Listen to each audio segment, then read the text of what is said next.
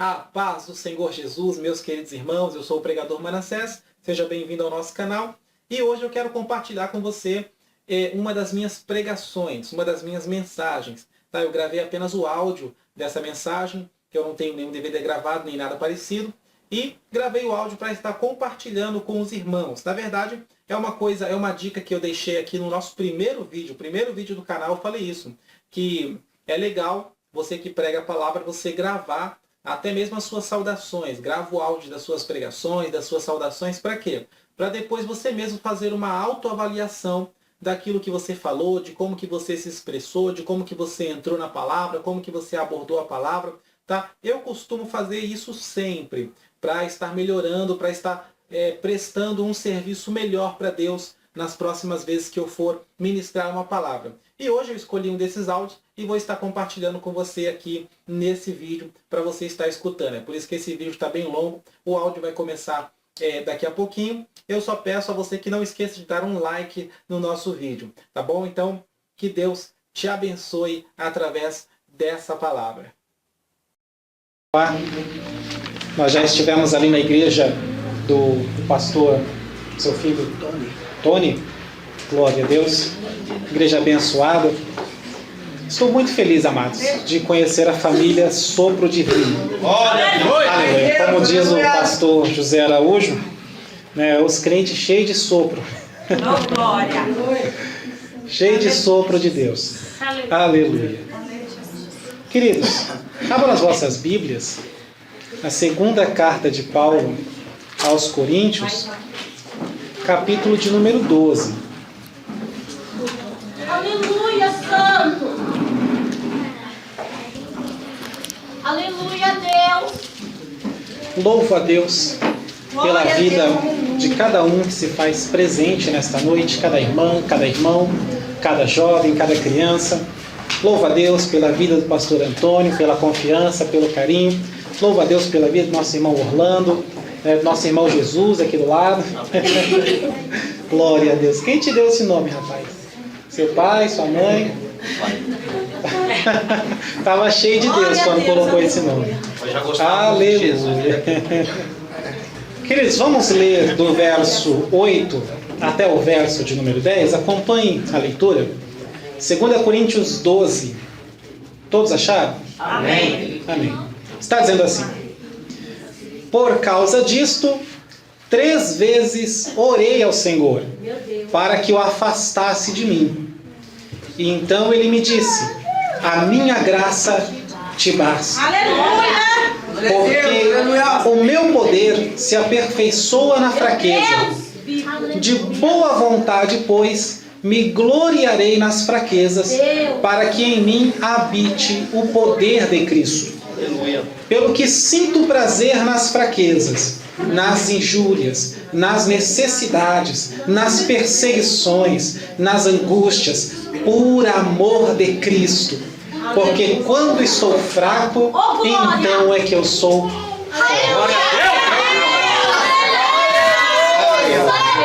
Glória a Deus. Encadeirai-vos. Aleluia.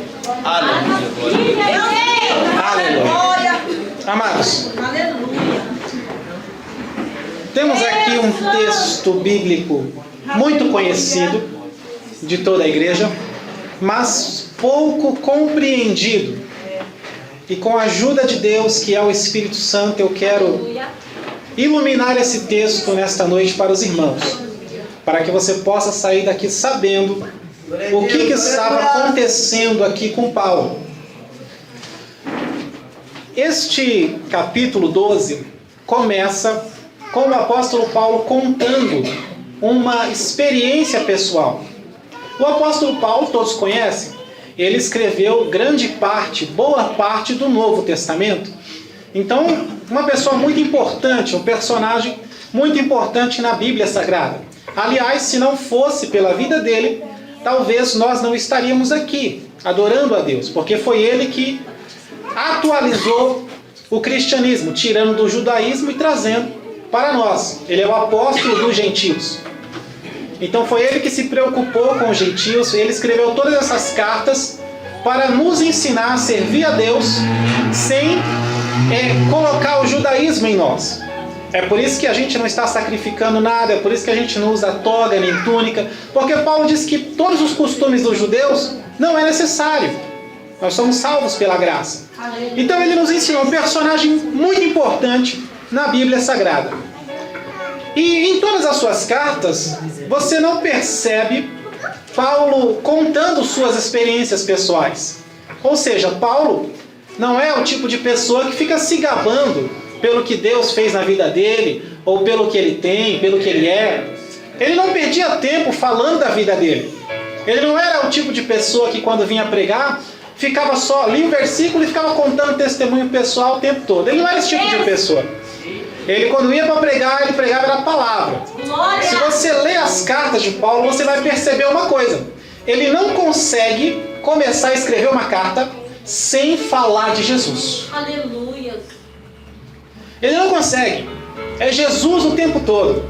É o foco da pregação de Paulo. É o ministério dele. 1 Coríntios 2:2. Nada me propus saber entre vós, senão a Jesus Cristo, e este crucificado. Então esse é o apóstolo Paulo. Só que aqui, por motivo de força maior, ele resolveu contar uma experiência pessoal. Por quê? Porque lá em Coríntio, nessa igreja, estavam surgindo outros mestres, outros líderes, que estavam desmerecendo a Paulo, estavam difamando Paulo, estavam colocando Paulo lá embaixo. Por isso que Paulo fala para eles: eu posso não ser apóstolo para os outros, mas para vocês eu sou, porque eu vos gerei em Jesus Cristo. E aí ele conta essa experiência para defender o seu apostolado, o seu ministério. Então não foi para se gloriar. Ele começa dizendo: não é necessário que não convém me gloriar, mas passarei as revelações do Senhor. E nessa experiência, ele diz que subiu até o terceiro céu. Não existem 7 céus, como alguns pregam por aí. Existe apenas 3 céus. O céu atmosférico, onde voam os pássaros, os aviões. O céu galáctico, ou seja, onde está a Via Láctea, onde estão as galáxias, as estrelas. E o céu aonde Deus está, que não é outra dimensão. Porque quando falamos de outra dimensão, estamos falando de um lugar que pode estar aqui, por exemplo, só que nós não vemos porque está em outra dimensão. E o céu não é outra dimensão, ele não está aqui, o céu está logo ali. Aleluia. É físico, é um lugar físico. Lá no céu, você vai ver os irmãos, nós vamos nos ver uns aos outros do jeito que estamos nos vendo agora. Nós vamos nos tocar uns aos outros, vamos nos abraçar uns aos outros do jeito que nos abraçamos agora. É um local físico. Assim como o inferno também é muito físico. Na parábola que Jesus conta sobre o rico e o Lázaro, ele diz que o rico estava lá, atormentado na chama. Então ele sentia o fogo queimar. O inferno é físico. Graças a Deus que ninguém aqui vai para lá. Aleluia. Então Paulo ele vai até o terceiro céu. E ele ouve coisas inefáveis, que não é lícito aos homens contar. De todos os personagens bíblicos, essa é a maior, ou pelo menos uma das maiores experiências que alguém já teve com Deus. Se Deus dissesse para você e perguntasse: você gostaria de dar uma volta aqui no céu comigo, aprender algumas coisas comigo e depois você volta para a terra? Você gostaria de ter essa experiência? Quem gostaria? Só o irmão ali? Quem gostaria de, conhecer um pouquinho o céu lá em cima, ver como é que é, e depois você volta, continua a sua vida? Todo mundo gostaria. Todo mundo gostaria. Então foi uma experiência incrível. E esse texto que nós lemos, onde ele está orando a Deus, pedindo para Deus tirar, remover o espinho que está na carne dele, acontece justamente por causa dessa experiência. Ou seja, ele subiu até o terceiro céu, teve uma experiência incrível com Deus, mas quando ele volta para a terra, ao invés dele ser exaltado, ao invés dele ser aclamado, ao invés dele ser exaltado, você ficar lá em cima, não, ele é humilhado, ele é abatido. O que ele diz no verso 7? Por causa da excelência das revelações, para que eu não me glorie, foi-me dado um espinho na carne. Então todo mundo quer ter experiência com Deus, né? Muita gente ora pedindo a Deus, eu quero uma experiência. Deus, eu quero ser arrebatado. Deus, eu quero ver um anjo. Deus, eu quero ver o fogo, eu quero ver bola de fogo, eu quero ver isso, eu quero ver aquilo, eu quero experiência, eu quero alguma coisa sobrenatural. E sabe por que muitas das vezes Deus não dá? Porque tem crente que não aguenta nem um tapa, quanto mais um espinho na carne. Não aguenta nada. Você não pode falar um A para ele que ele, bicho, que ele já sai do juízo. Sai fora do normal. Não aguenta nem uma palavra mais pesada que ele já sai da igreja reclamando. Você quer ter experiência com Deus? Mas será que você aguenta o espinho na carne? O espinho na carne foi a recompensa depois dele ter ganhado, dele ter passado aquela experiência com Deus. Ele conta que essa experiência ele teve há 14 anos atrás.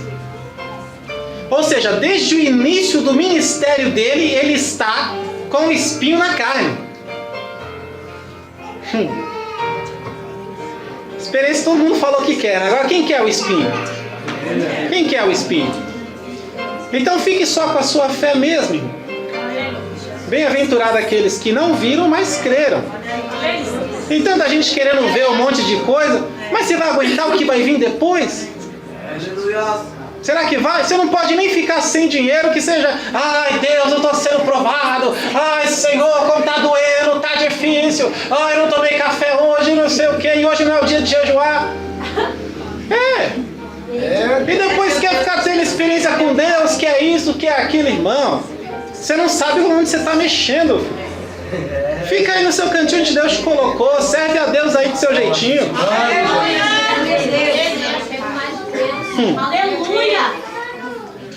Paulo, ele faz uma oração a Deus.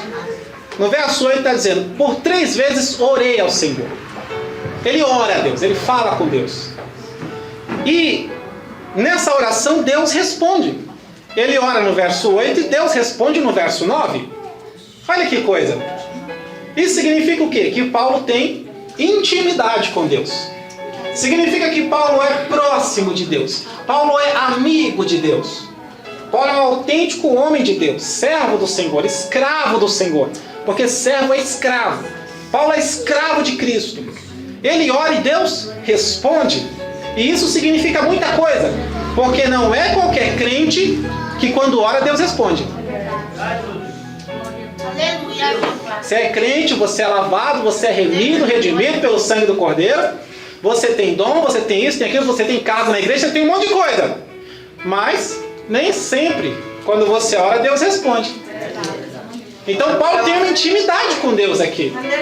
Ele ora e Deus responde. Só que o engraçado é a oração de Paulo. Ele está orando e pedindo para Deus afastar o espinho. Isso é uma oração pessoal. Isso é uma oração para si. Ele está pedindo algo para ele mesmo. E se nós estudarmos sobre Paulo através das suas cartas, vamos descobrir que Paulo dificilmente em nenhum outro lugar, nem no livro de Atos, nem nas cartas do apóstolo, nem em nenhum outro lugar no Novo Testamento você vai encontrar Paulo fazendo uma oração por si mesmo. Essa é a única passagem onde Paulo está pedindo algo para ele. Se você for ver as outras orações de Paulo, ele está orando por Timóteo, ele está orando por Filemão, por Onésimo, ele está orando pelos irmãos em Roma, ele está orando pela igreja de Coríntios, ele está orando pelos Gálatas, ele está orando pelos Efésios. Você vai ver que ele está orando por todo mundo. Então, se nós formos colocar numa balança todas as vezes que Paulo orou pelos outros e as vezes que Paulo orou por si mesmo, vai ficar um monte de oração desse lado que ele fez pelos outros e uma única oração que ele fez por si mesmo. Quantas vezes você ora pelos outros e quantas vezes você ora por si mesmo?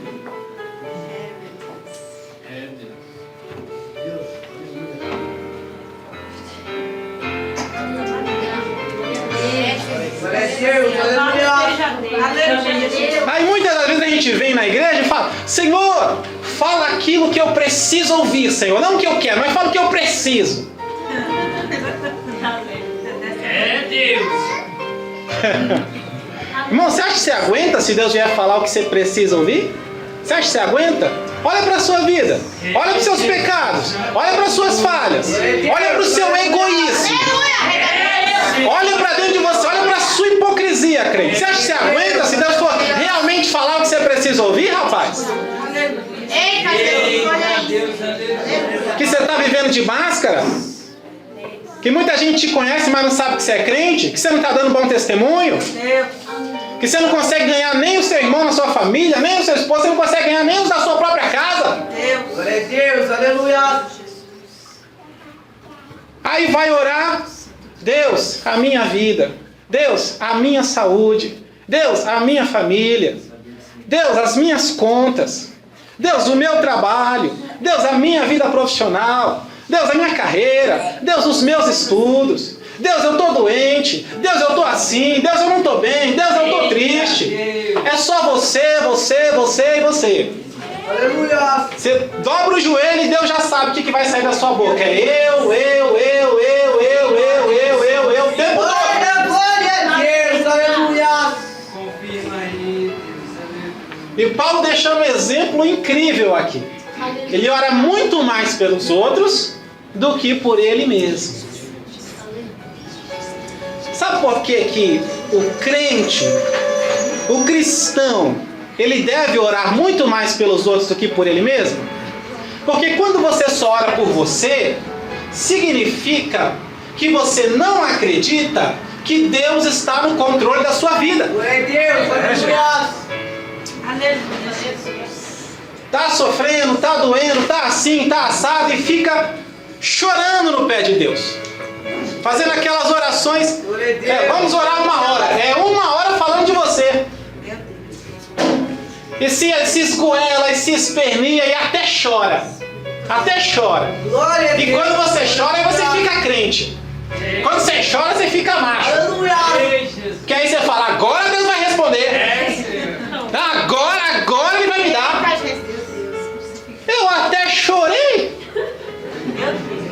Fica lá se esperneando na presença do Senhor. Eu fico imaginando o Satanás olhando e falando, Deus, controla seu filho. Não. Só quer saber de você e nada de orar pelos outros. Quando você só ora por você, significa que você não acredita que Deus está no controle. Aleluia. Chega a conta de luz, aí você fala, meu Deus, misericórdia, como é que eu vou pagar isso? Que absurdo, e que não sei o que, Senhor, o meu salário não dá pra nada, já começa a chorar. Glória a Deus, aleluia. Uma pessoa com essa atitude acredita que Deus está no controle da vida dela? Aleluia. Porque a pessoa que acredita verdadeiramente, ó Senhor, eu sei que o Senhor está vendo, eu sei que o Senhor vai dar a vitória. Glória a Deus, aleluia. A fé é obras. É o que a gente faz que mostra que temos fé. E não o que você sente. Quando fala que o justo viverá da fé, significa que ele vai viver do que ele acredita e não do que ele sente. Porque fé não é sentimento. Fé é obras. Não é sentimento. Não, peraí, agora. Nossa, eu tô levantando da oração agora. Foi 1h30 de joelho. Eu tô cheio de fé. Ó. Cheio de fé aqui agora. Eita. Se eu falar sai montanha, ela sai. Vou lá em Mauá, lá vou tirar todas as montanhas, os morros ao redor da sede lá. Fé não é sentimento. Fé não é uma coisa de dentro, irmão. Fé é uma coisa de fora. Do lado de fora. O que você faz é o que prova a tua fé. É o que mostra que você acredita de verdade. Aleluia.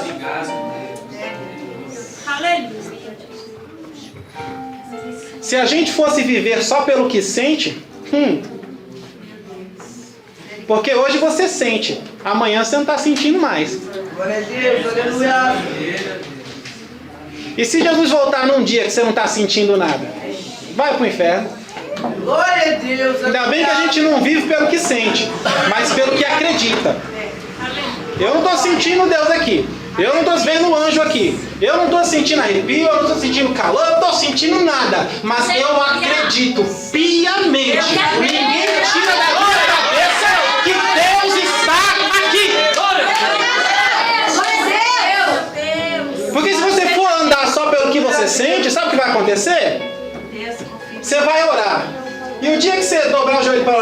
sentir nada, você, Deus não ouviu. Eu estou fraco, eu estou em pecado, eu estou não sei o que, eu sei lá o que lá. Deus não me ouviu, não senti nada. É forte. Ô irmão, se você precisa sentir alguma coisa para acreditar em Deus, Aleluia, Jesus. você tem que se converter. Aleluia, Jesus. Tem que acreditar em Deus, na palavra de Deus, sem precisar sentir nada. Isso é fé. Porque quando você precisa sentir alguma coisa para acreditar, é a mesma coisa que dizer, só creio se eu ver. É a mesma coisa. Aleluia. Só creio se eu sentir. Se eu não sentir, eu não creio. É a mesma coisa. Então não é fé. Aleluia. Fé é quando você não está vendo nada, nem sentindo nada. É quando não tem nenhuma prova de que vai acontecer. Aleluia. Glória a Deus. É Aleluia. como você está numa caverna no escuro. Se você está vendo uma luzinha, aí você sabe que tem uma saída. Você fala, não, acredito que tem uma saída. Isso não é fé. Agora você não está vendo nada. Escuridão total, você não está vendo nada. Sabe o que é nada?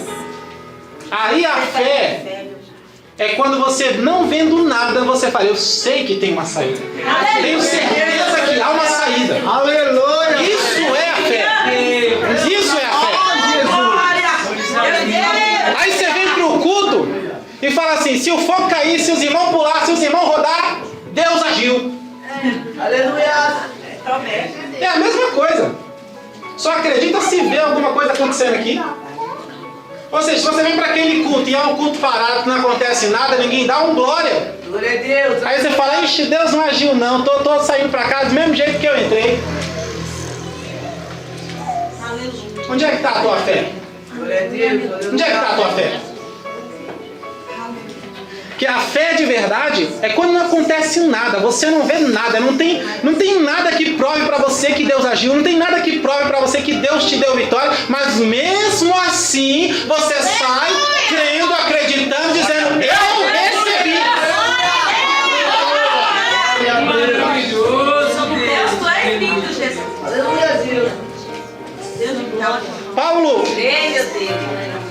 Paulo ora a Deus e ele diz, por 3 vezes orei ao Senhor para que o afastasse de mim. E é engraçado que o judeu ele tem o costume de orar uma vez só por cada coisa. Se você falar, judeu, ora por mim, ele vai orar por você uma vez na vida para nunca mais.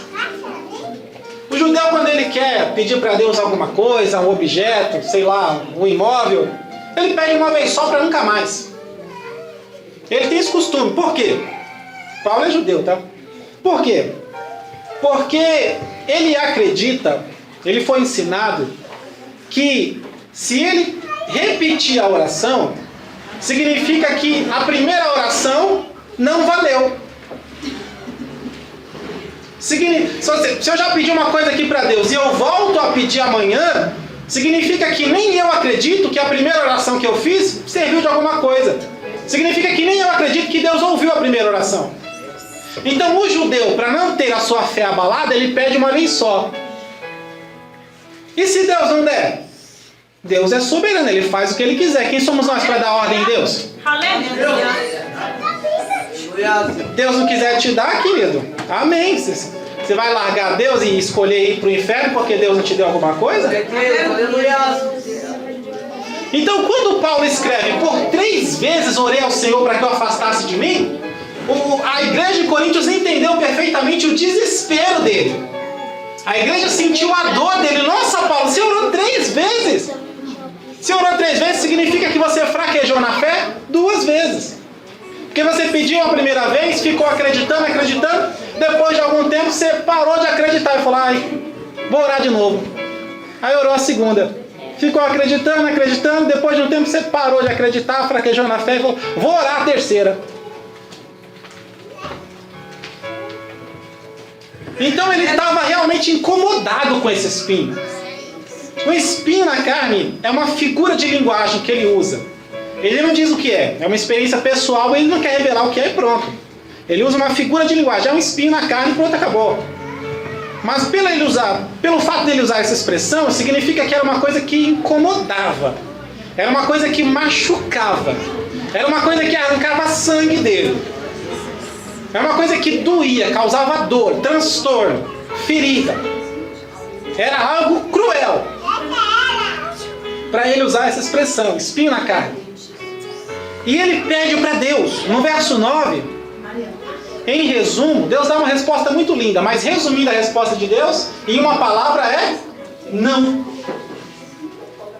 Não. Não vou tirar o espinho, Paulo. Senhor, mas essa prova é grande. Não vou tirar você da prova, Paulo. Senhor, mas estou sofrendo, mas não vou tirar. Mas estou sangrando, mas não vou dar. Senhor, mas está doendo, mas não vou fazer. Deus alguma vez já disse não para tu?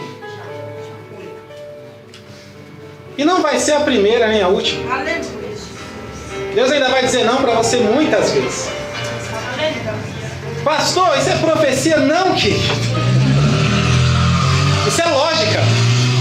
Porque os pensamentos de Deus são mais altos que os nossos pensamentos. Agora, o que tem de crente nos dias de hoje que quer obrigar Deus a dizer sim para ele? Glória a Deus, aleluia. O que tem de crente que quando Deus diz não, ele fala: ah, não acredito. Quer saber? Eu vou pro joelho. Eu vou pro jejum. É a época que mais o pastor vê esse crente na igreja. Tá na oração, tá na doutrina, tá na EBD, tá em todas, tá até nos ensaios, tá em tudo. Não, porque eu vou fazer uma campanha e Deus vai mudar a resposta. Eu vou fazer uma campanha e Ele vai dizer o sim para mim. Você vai perder seu tempo, irmão. Se Paulo que é Paulo, recebeu um não de Deus, quem é você para querer obrigar Deus a dizer sim para você? Você chega aos pés de Paulo? Vamos lá. Paulo, apóstolo dos gentios. Só isso já diz muita coisa. Paulo tinha os 9 dons espirituais.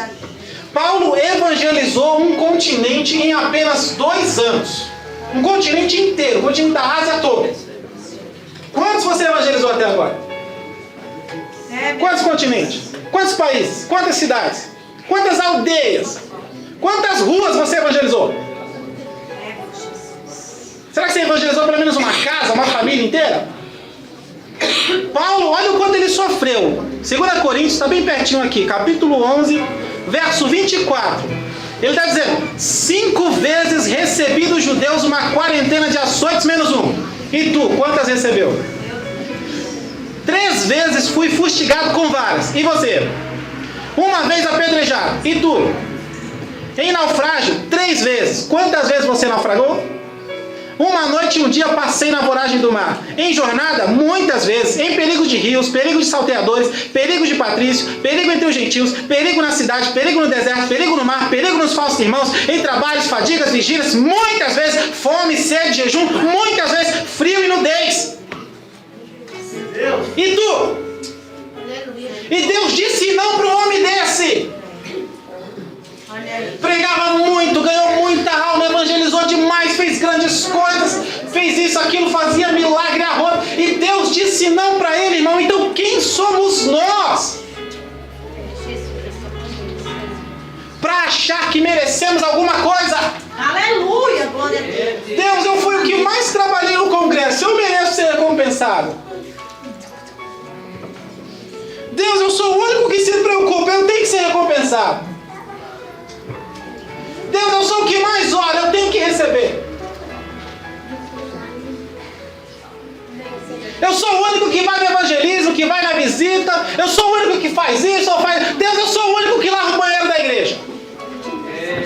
Aleluia. Deus, eu sou o único que ajuda o pastor, eu tenho que receber alguma coisa. Ah, é? Oh, irmão, como somos egoístas. É muito sério isso aqui. Será que você consegue perceber isso? Como somos egoístas. Como somos miseráveis. Como somos ingratos. Como nós somos ingratos, irmão. E ainda a gente tem coragem de encher a boca para falar: eu sou santo, eu sou lavado, eu sou luz. Como somos ingratos, irmão. Como somos ingratos. Pelo amor de Deus, não exija nada de Deus, não exija nada do Senhor. Entenda, Ele é Criador, você é criatura. Aleluia. É Ele que é chefe, nós somos empregados. Se tem alguém que manda, é Ele, não somos nós. Se tem alguém que pode obrigar, é Ele que pode nos obrigar. Nós não podemos obrigá-lo a nada. Deus é soberano. Ah, pastor, mas você não sabe a minha luta. Poxa, Deus sabe. E se Deus acha que essa sua luta é muito pequena, se conforma. Deus é soberano. Romanos capítulo 9, verso 13, está dizendo assim: amei a Jacó e aborreci a Esaú. E aí Paulo vai explicando, dizendo: isso é injustiça da parte de Deus? De maneira nenhuma. Porque Ele mesmo disse a Moisés: eu vou me compadecer de quem eu quiser e eu vou ter misericórdia de quem eu quiser ter misericórdia. É Ele que olha para Faraó e fala: foi para isso que eu te levantei, para te humilhar e mostrar o meu poder. Deus Todo-Poderoso. Aí Paulo dá a conclusão dizendo, está lá no capítulo 9, e dá a conclusão dizendo: então, não importa, não é pelo que você quer, nem do que você faz. Não depende do que você quer, nem do que você faz, mas de Deus que se compadece. Então, se Deus se compadecer de você e te abençoar, irmão, louvado seja o nome dele, glorificado seja o nome dele. Agora, se Deus não se compadecer de você e não te abençoar, louvado seja o nome dele e glorificado seja o nome dele.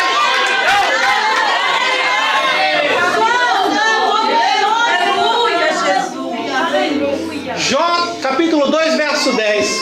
Ele olha para a mulher dele e fala: aceitaste o bem de Deus com prazer, mas o mal agora você não quer aceitar.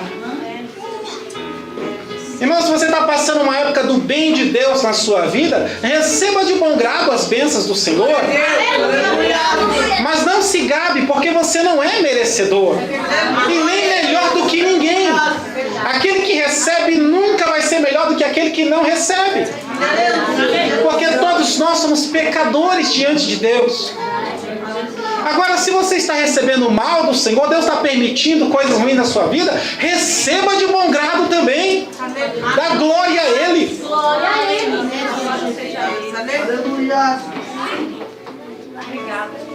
Entenda que Deus é santo e você não. Sabe por que se chama Espírito Santo? Porque existem milhares de espíritos. Cada um de nós aqui é um espírito. Cada um de nós aqui é um espírito. Você olha para a sua mão, seu pé, você olha no espelho. Isso daí não é você. Isso aqui não sou eu. Eu estou aqui dentro. O que você vê do lado de fora não é você. Você está dentro. Você é um espírito. O inferno, os demônios são espíritos. Os anjos são espíritos. Só que somente o Espírito de Deus é santo. Mas espera aí, os anjos não são santos? Aqueles que são salvos e lavados não são santos? São. Só que a nossa santidade, a santidade dos anjos todas juntas, não se compara com a santidade de Deus. Aleluia! É a mesma coisa que tentar comparar uma vela com o sol. É por isso que o serafim, quando ele está na presença de Deus, ele não consegue dizer outra coisa a não ser santo, santo, santo.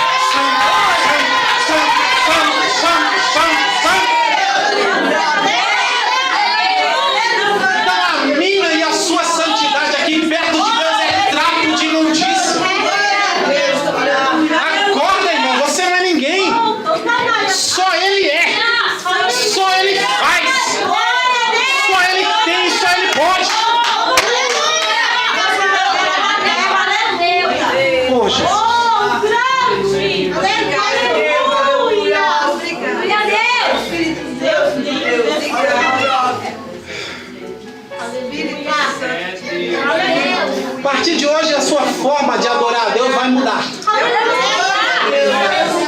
A partir de hoje, a sua forma de chegar na presença de Deus vai mudar. Porque Deus é soberano, é Senhor de todas as coisas. Então, aquele que vai dobrar o joelho para falar com Ele tem que chegar com muito cuidado. Tem que chegar com muito cuidado, com muita humildade. Não é? Porque tem gente que vai orar e apresenta um monte de argumentos ali, como se fosse um advogado, e dizendo, ó, aqui, ó, eu mereço a liberdade aqui, ó. Eu apresento um monte de argumentos para Deus, para querer dizer que Deus tem que fazer alguma coisa por Ele. Aleluia. Não, irmão, não. Você tem que chegar na presença do Senhor. Então, Senhor, o Senhor conhece minha situação. E eu sei que eu não posso nada. E eu sei que o Senhor não é obrigado a nada. Porque todo mundo tem dívidas. Se tem alguém que nunca teve dívida, nunca vai ter, Deus. Deus não deve nada para ninguém. Então tem que chegar com muito cuidado na presença do Senhor. Você vai orar na madrugada, tem que chegar com muito cuidado, filho. Ele é Senhor de tudo. Se ele piscar o olho, você morre, rapaz. Então, você não é o seu pai. O seu pai terreno, que você desrespeita, que você levanta a voz para ele, né? Que ele diz não e você bate o pé dizendo sim. Não, filho, não, você é o Criador, é outro nível, irmão. Deus responde para Paulo e fala para ele, para a gente concluir. A minha graça te basta. Isso foi uma pancada para Paulo. A minha graça te basta. Sabe o que é a graça? É o favor não merecido. Isso é a graça de Deus. Ou seja, Deus fez um favor para nós que nós não merecíamos. Ele nos salvou através da morte do seu filho. Então era para você morrer. Era para você ir para o inferno. Era para você padecer a eternidade. Porque para Deus isso é justiça. A alma que pecar, essa morrerá. O salário do pecado é a morte. Isso é justiça para Deus. Então, o pecador miserável, não é 30 anos de cadeia, não. É a eternidade no inferno. Isso é justiça para Deus. Então Jesus veio e falou, não, deixa que eu pago por ele. Fez por nós uma coisa que nós não merecíamos. Então, a graça é o fruto da cruz de Cristo. Se Jesus não morre e ressuscita, não haveria graça nenhuma. Então, Paulo está dizendo, Senhor, eu não estou aguentando esse espinho, Senhor, esse espinho está me matando, eu estou sangrando, eu estou assim, eu estou assado. E Deus só olha para ele e fala, a minha graça te basta. E Deus sabia com quem ele estava falando. O apóstolo evangelizou a Ásia, fez um monte, Deus sabia. Por que Deus fala, minha graça te basta? Porque Paulo entende tudo sobre a graça de Deus. Então Deus fala com ele no nível dele, a minha graça te basta. Eu imagino que nessa hora Paulo se joga no chão. Porque ele sabe o que é isso. A salvação. Em outras palavras, Deus está dizendo, você já está salvo, Paulo. Você quer mais o quê? Essa vida aí que você está vivendo aí vai acabar. A eterna é que conta. Aleluia. E na vida eterna você já está salvo. Você quer mais o que nessa terra, filho? Senhor, mas eu estou doente. Mas você está salvo. Mas eu estou endividado. Mas você está salvo. Mas eu estou devendo, estou com o nome sujo. Mas está salvo, filho. Senhor, mas o meu filho é especial. Mas você está salvo. Ambos estão salvos. A minha graça basta. Senhor, mas eu estou cheio de problema, estou jurado de morte, isso, aquilo, outro. Mas a minha graça te basta, rapaz. Salvo você já está. Já está salvo, irmão. Aleluia. Você quer mais o quê? Senhor, mas eu estou de aluguel. Mas o salvo você já está. A sua casa própria está garantida aqui em cima. Deus, aleluia. Glória a Deus, aleluia. Aleluia.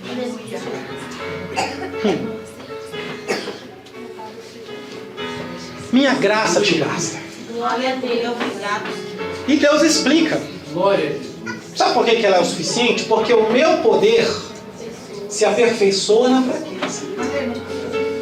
Sabe o que é o poder de Deus? Aleluia. O poder de Deus não é pular, não é rodar. O Aleluia. pregador, você está dizendo que eu não posso? Não estou dizendo que você não pode. Fica à vontade, irmão. Mas estou explicando para você entender. O poder de Deus não é isso.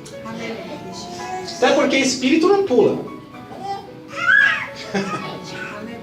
Espírito voa, espírito não pula. Para pular você tem que estar no chão. Então isso não é poder de Deus. Poder de Deus não é arrepio. Poder de Deus não é calor. Poder de Deus não é ser arrebatado. Não. Tem a unção, tem os dons, tem toda essa coisa. Mas eu estou falando do poder de Deus. Sabe o que é o poder de Deus? O poder de Deus é a salvação. O poder de Deus é o Evangelho. O poder de Deus é a palavra da cruz. Sabe, a gente estava vindo conversando no carro, né, pastor? Sabe esse monte de crente fraco que nunca fica firme? É porque ele nunca foi evangelizado. Ele veio para Jesus com a promessa de que a vida dele ia melhorar. Ele não veio para Jesus chorando, arrependido pelos seus pecados, querendo ser salvo. Ele veio para Jesus querendo a casa própria, querendo o carro, querendo a saúde, querendo largar o vício, querendo qualquer outra coisa. Solução para a vida terrena. Exatamente, soluções para a vida terrena. Ele não veio para Jesus, eu estou vindo para Jesus porque eu reconheço que eu sou miserável, e eu não quero ir para o inferno, e eu estou arrependido, e eu quero me entregar. Aleluia, Jesus. Então isso é o poder de Deus, a salvação, Aleluia. que faz a pessoa reconhecer que ela é uma pobre, miserável, perdido, pecador.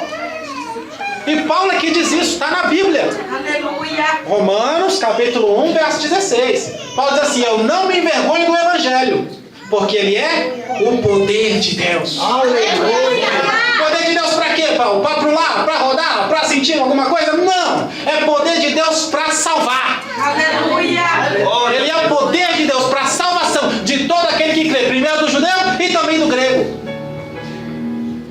Ainda em Coríntios, capítulo 1, verso 18, ele está dizendo, a palavra da cruz é loucura para os que perecem, mas para nós que somos salvos é o poder de Deus. Aleluia. O judeu pede sinal e o grego busca sabedoria. Tá entendendo? O judeu é o pentecostal e o grego é o tradicional. Meu Deus. Os judeus pedem sinal e o grego busca sabedoria, mas nós não estamos em nenhum desses dois grupos. Nós pregamos a Cristo crucificado. Escândalo para o judeu, loucura para o grego, mas para os que são chamados é o poder de Deus. Aleluia. Oh, aleluia. Isso é o poder de Deus, irmão. É por isso que teu familiar não se salva, teu vizinho não se salva. Aleluia. Porque você está cheio de dons, você está cheio de unção, você está cheio de fogo, mas poder de Deus na tua vida não tem. Aleluia. Porque se tivesse, ele já teria se arrependido e já estaria aqui chorando, se entregando para Jesus. Glória a Deus. Aleluia. Isso é o poder de Deus, que faz a pessoa reconhecer e querer se humilhar e falar, Senhor, leva tudo, mas pelo menos me salva. Tira tudo que eu tenho, mas preserva a minha vida. Isso é poder de Deus que leva ao arrependimento, salvação. Salvação, crente. Aleluia, Jesus. Quantas igrejas tem por aí? Quantas igrejas tem por aí? Você vai lá, pulo e rodopia o culto inteiro. Não estou dizendo que isso está errado, irmão. Eu estou mostrando para você a falta do poder de Deus nas igrejas.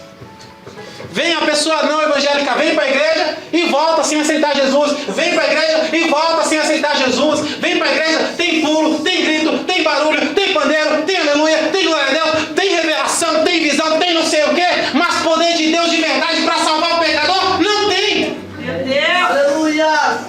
Glória a Deus. Você acha que é a gente que salva com palavras persuasivas? Não, filho, não. Não, irmão, eu sou ninguém aqui, a gente é menor, a gente é tudo igual, somos um bando de miseráveis, um bando de pecadores na presença de Deus. Se não fosse a misericórdia, a gente é tão pecador que a misericórdia de Deus tem que se renovar a cada dia. Por isso a palavra diz, as misericórdias do Senhor se renovam a cada manhã. Porque os nossos pecados só aumentam. Aí o Senhor está dizendo para ele: o meu poder se aperfeiçoa na fraqueza. Em outras palavras, o meu poder é eficiente na sua fraqueza. O meu poder fica evidente, o meu poder fica em destaque na sua fraqueza. Poderoso. O que ele está dizendo? Ele está dizendo que a pessoa que está forte, o poder de Deus não tem efeito na vida dela. Por isso Jesus falou: eu não vim chamar os justos, mas os pecadores ao arrependimento. Significa o quê? Que existe algum justo na terra? Não. Ninguém é justo, irmão. Significa que existem pessoas que pensam que é justo. Eu não vim chamar os sãos, mas os doentes. Não precisa de médicos sãos, só os doentes. Significa que tem algum são na terra? Não, não tem, irmão. Não tem nenhum justo sequer aqui. Mas tem pessoas que acham que é justo. Tem gente que acha que é santo. Tem gente que acha que faz tudo certo. Tem gente que acha que é honesto. Então essa pessoa que acha que é forte, que acha que é o super crente, que acha que não sei o quê, essa pessoa não precisa ser salva. Eu compro a lei, eu faço tudo certinho. Essa pessoa forte não precisa ser... Ela não consegue enxergar como que a cruz vai salvar ela, tá entendendo? Agora, a pessoa que é um pecador, que é fraca, a pessoa que percebe que é fraca, a pessoa que percebe que está no lamaçal do pecado, a pessoa que percebe a sua imundícia, essa pessoa consegue alcançar a salvação pela cruz de Cristo. Quando você está fraco é que você percebe o quão poderosa é a cruz do Senhor. É quando você está reconhecendo: eu sou um baita de um pecador. É aí que você percebe quão forte é a morte de Jesus na sua vida. O quão importante é a cruz para você. Agora, se você acha que está salvo, que está tudo bem contigo, então a cruz do Senhor em nada é a mesma coisa. A palavra da cruz em nada é a mesma coisa. Porque você não precisa. Mas quando você reconhece os seus pecados, quando você está fraco, irmão, quando você está fraco, é aí que você olha para a cruz e dá glória a Deus, e agradece a Deus, e louva a Deus, porque com tão poderosa salvação Ele te ganhou. Oh, glória! Aleluia! Aleluia! Então é quando você está fraco, Paulo, que você vai valorizar o que eu fiz por ti. É quando você está fraco que você vai valorizar que eu morri por você. Porque quando você está forte, você não lembra de mim. Quando você está forte, você esquece que eu morri um dia. E você começa a pensar que tem direitos e que merece alguma coisa. E começa a me fazer pedidos absurdos. Mas quando você está fraco, aí você reconhece que você não tem direito de nada. Aí você reconhece que você não merece nada. Aí você não me pede coisa, você só me adora. Você só me adora. Você só manda a glória pra cima.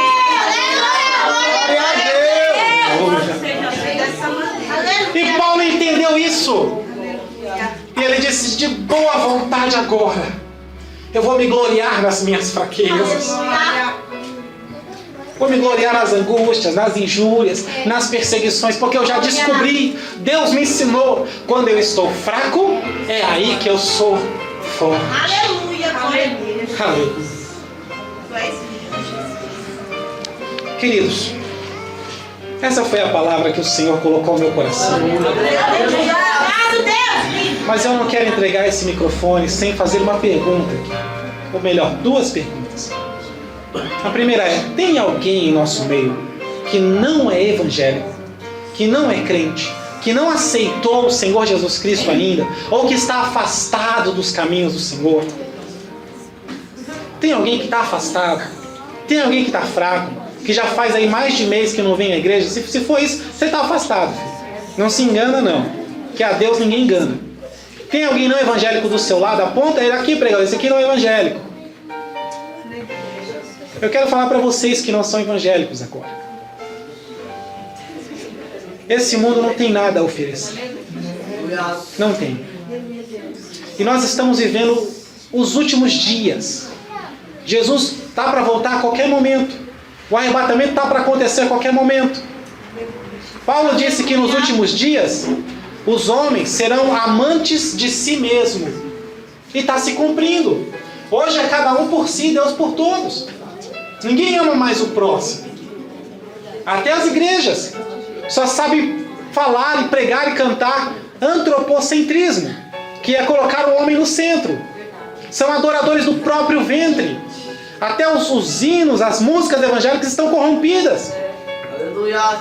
Por exemplo, quando diz assim, que você é o espelho que reflete a imagem do Senhor, aí fala, não chore se o mundo ainda não notou.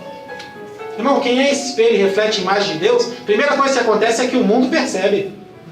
Porque espelho e reflexo de Deus, irmão, é sal da terra e luz do mundo. Aonde vai faz a diferença.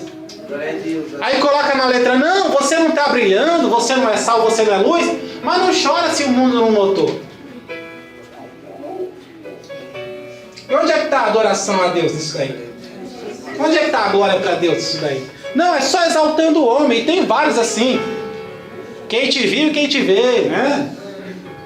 Quem te viu e quem te vê. Ai, irmão. Quem tem que crescer é Deus, não é você. Aleluia, Deus. Então eu faço esse convite. Nesta noite, vos ofereço Jesus Cristo. Você quer servir a Deus, ouviu a palavra, Deus tocou no seu coração, Deus está te chamando nesta noite para assumir um compromisso real e verdadeiro com Ele, com Cristo.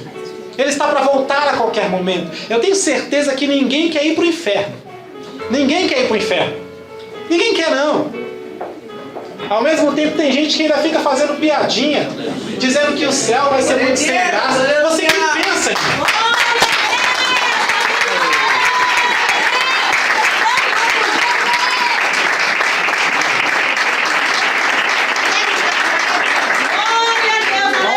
Deus. Santo de Deus, tremendo e santo. Aleluia. Aleluia. Deus de glória, Deus de moça. Aleluia. Mais alguém para Jesus essa noite? Aleluia. O Senhor está te chamando. Louvado seja Deus. Portanto, hoje, se ouvires a sua voz, não endureçais os vossos corações. Aleluia. Você pode não ter outra chance dessa. Hoje em dia a gente sai de casa e não sabe se volta aqui.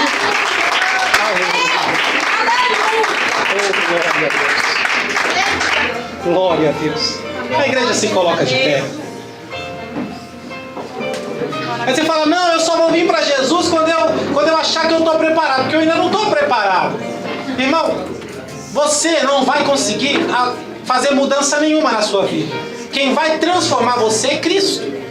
Quem vai mudar você é Cristo. Aleluia. Tem gente que fala, não, deixa eu arrumar algumas coisas na minha vida e eu aceito Jesus, que eu quero servir direitinho. Vem logo que Deus transforma você. Aleluia.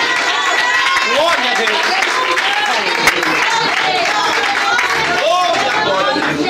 Aleluia. Quem está aceitando aqui? A irmã? O jovem? Quem mais? Então ele já aceitou uma vez, Vi uma aí vez, aí eu não vi mais. A última vez que eu vi uma ele tá vez. se reconciliando. Aleluia. Hoje é para nunca mais voltar para o mundo. Aleluia. Aleluia. Ele é a primeira Então são 3. Então, ele está voltando, os dois estão aceitando.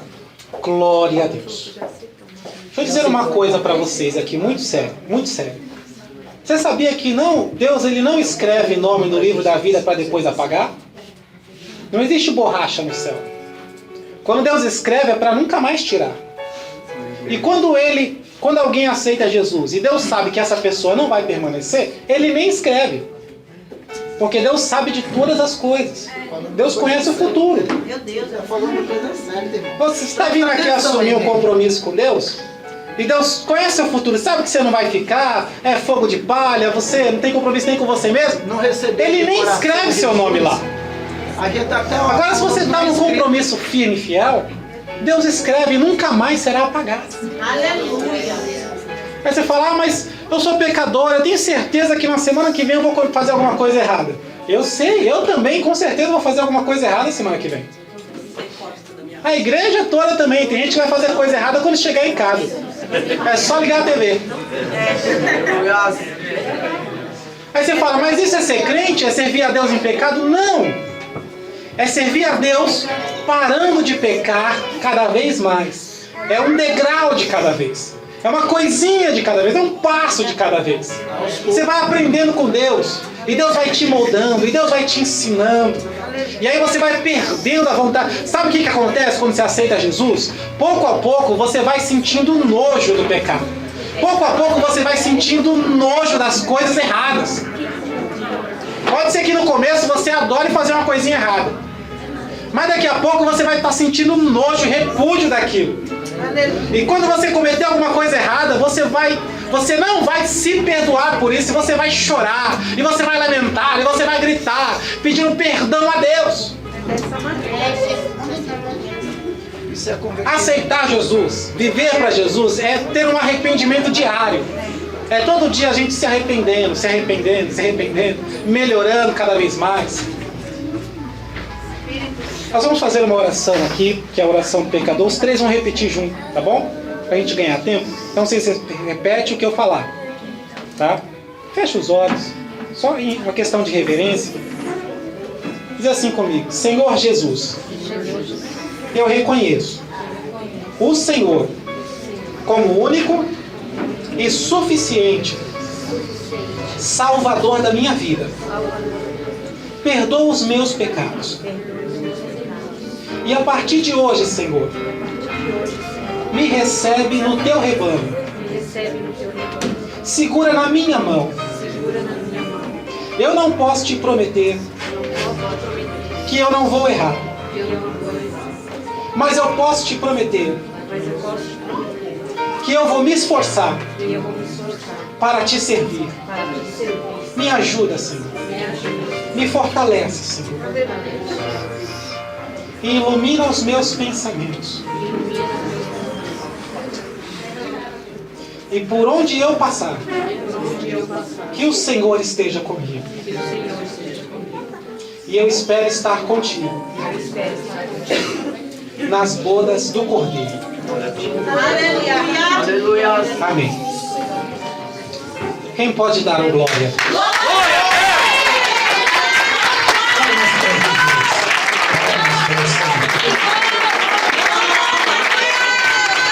a Deus.